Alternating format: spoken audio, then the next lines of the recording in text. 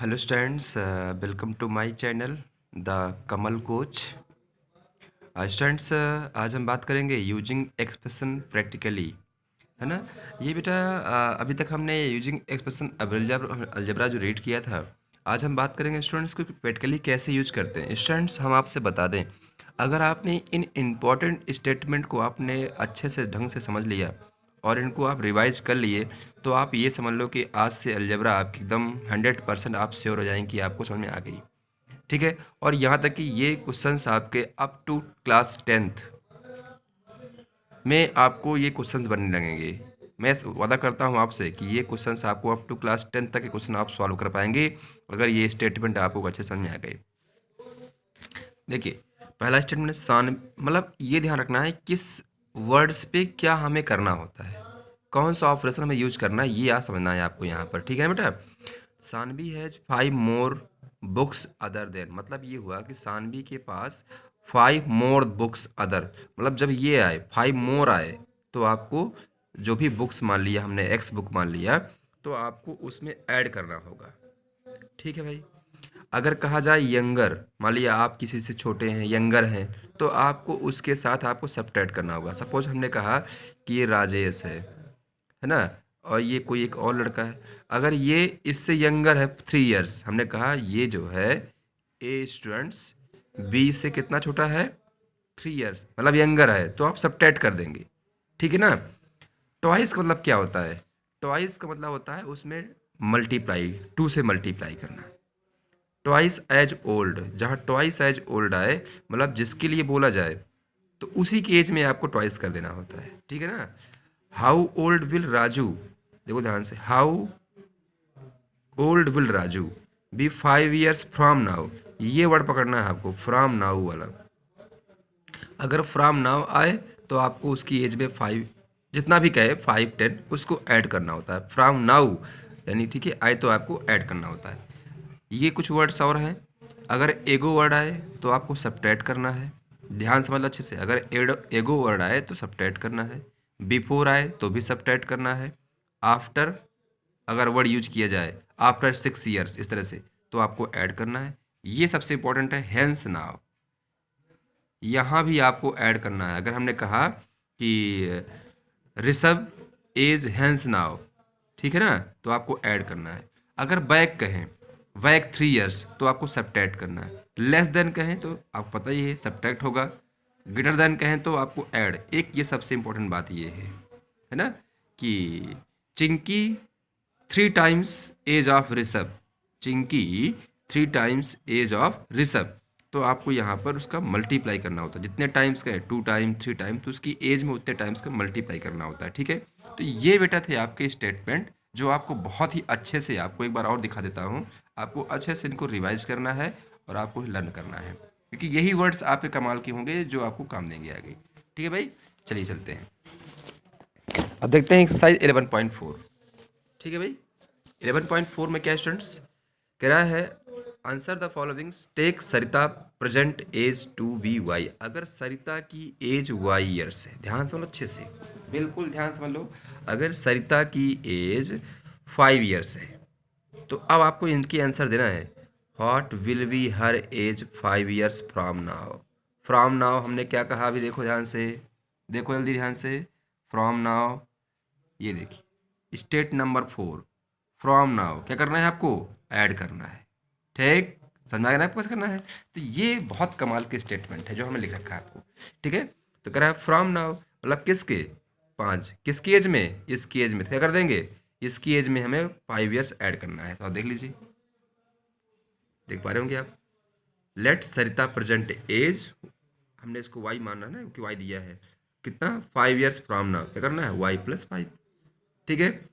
3 years back कहा उसने, तो क्या कर देंगे, वाई में करना है आपको, तो वाई -3, क्योंकि बैक में क्या होता है, माइनस का था। ग्रांड फादर एज 6 टाइम कहा, टाइम है ना, मल्टीप्लाई कर देंगे। फिर कह रहा है ग्रांड फादर 2 इयर्स यंगर, मतलब समझते ना, 2 इयर्स यंगर्स किसके, ग्रांड फादर के, ग्रांड फादर्स के यंगर है, मतलब इस वाली एज में आपको कितना करना है, यंगर बताया था आपको, यंगर मतलब क्या करना है, इसको माइनस करना है, कर दिया आपने।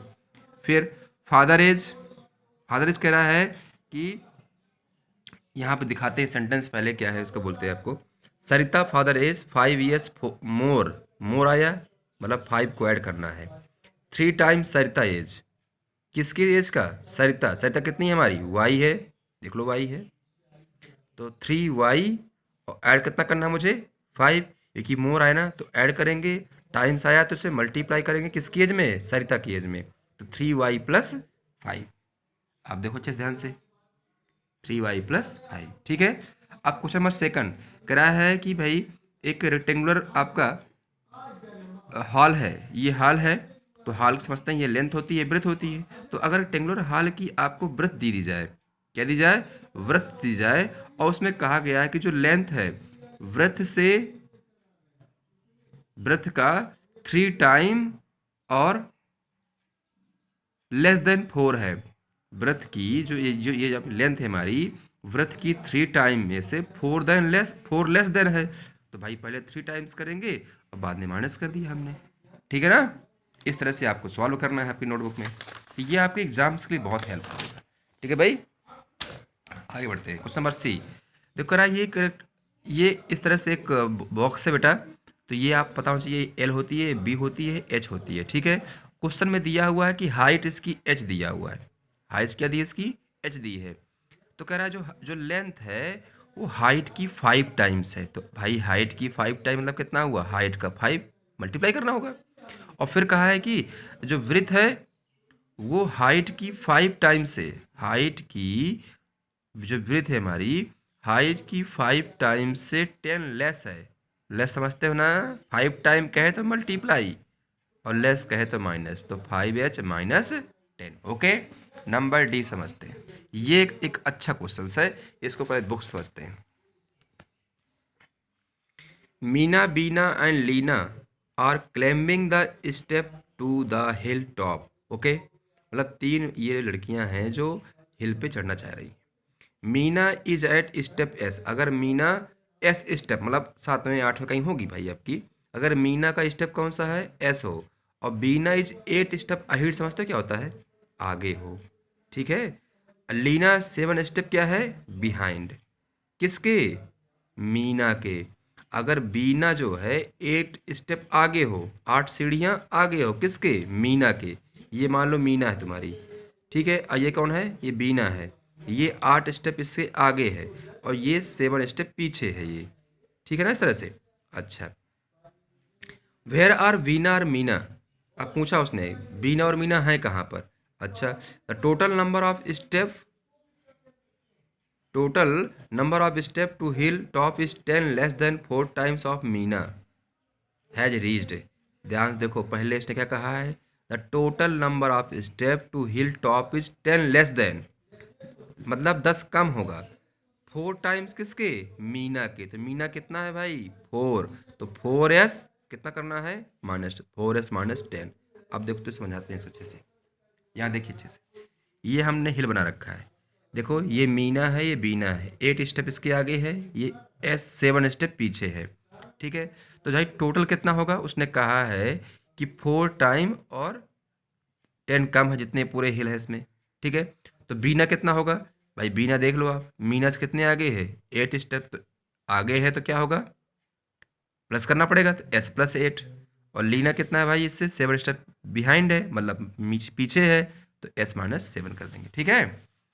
फिर कह रहा है स्पीड ऑफ बस, कोई बस है हमारी, जो स्पीड है उसकी कितनी है?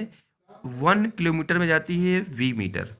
ध्यान समझ लो, वन सॉरी सॉरी गलत बोल दिया हमने। स्पीड ऑफ बस 1 हावर्स में जाती है 20 किलोमीटर, 1 घंटे में वो 20 किलोमीटर, मतलब 1 2 3 4 ना कह के उसने बी दे दिया कि 1 घंटे में आप 10 किलोमीटर जाते हैं, 1 घंटे में आप 5 किलोमीटर जाते हैं, ऐसा ना बोल के उसने क्या बोल दिया आपसे कि वो 20 किलोमीटर जाती है 1 हावर्स में। ध्यान समझना अच्छे से। तो दासपुर और बीसपुर के बीच ये गाड़ी चल रही है हमारी, जो बस है आपकी दासपुर और बीसपुर की चल रही है। अगर गाड़ी दासपुर से 5 किलोमीटर चली, यहाँ से लेके यहाँ तक 5 किलोमीटर गाड़ी चल चुकी, तो आपको पता है 1 किलोमीटर में गाड़ी तय कितना जाती है आपकी? 20 किलोमीटर। तो 5 किलोमीटर में कितना जाएगी? सॉरी 5 हावर्स में कितना जाएगी? 5 भी ना, जैसे आप भाई बताए हैं, अगर 1 घंटे में गाड़ी आपकी तय करती है 20 मीटर, ठीक। तो 5 घंटे कितना करेगी, इंटू करेंगे 5b। उसने ये भी कहा है इसके बाद भी अभी 20 मीटर अवे है, मतलब इसके आगे अभी 20 फुट 20 मीटर है। तो बताओ डिस्टेंस कितनी होगी, तो भाई यहाँ तक का हो गया 5b, और आगे कितना बचा है 20, तो 25b प्लस 20 आंसर। ओके, फिर नेक्स्ट है, अब बुक, इसको आपको ये अच्छा क्वेश्चन इसलिए है क्योंकि इसमें आपको बेटा चेंज करना है। इसमें ऐसे नॉर्मली दिया हुआ है इस क्वेश्चन में, दिखा रहे हैं आपको इस तरह से, ठीक है। मतलब क्या, change the following statement using expression into statement in the ordinary language, अपनी लैंग्वेज में चेंज करना है। ये नॉर्मली दे रखा है ऐसे इस तरह, देखो ध्यान से, कह रहा है a notebook cost p and book cost 3p। भाई अगर नोटबुक की कास्ट p हो तो बुक कास्ट कितनी है 3, मतलब क्या हुआ, जो कास्ट बुक है इस p कितने टाइम्स है 3 मल्टीप्लाई ना, तो टाइम्स बोलना है, अगर ऐड कहे तो, ठीक है। अच्छा देखो ध्यान से, तो क्या बनाएंगे, a book cost 3 times the cost of notebook, ठीक है ना। अब वहां देखो क्या लिखा होगा, ध्यान देना आप, तो क्या बढ़ाएंगे उसको, Tony box contain 8 time, multiply होगा वहां पे, तो 8 टाइम्स मार्बल्स, ठीक है। सी में टोटल स्टूडेंट उसने पूछा है कितने होंगे, तो total students in the school 20 times our class, times होगा भाई क्योंकि वहां लिखा होगा इस मल्टीप्लाई किया होगा, तो मल्टीप्लाई तो टाइम्स बोलना है आपको, ठीक है ना। डी में क्या है देखो, ये थोड़ा सा अच्छा क्वेश्चन है, Jaggu uncle age 4 times age of Jaggu.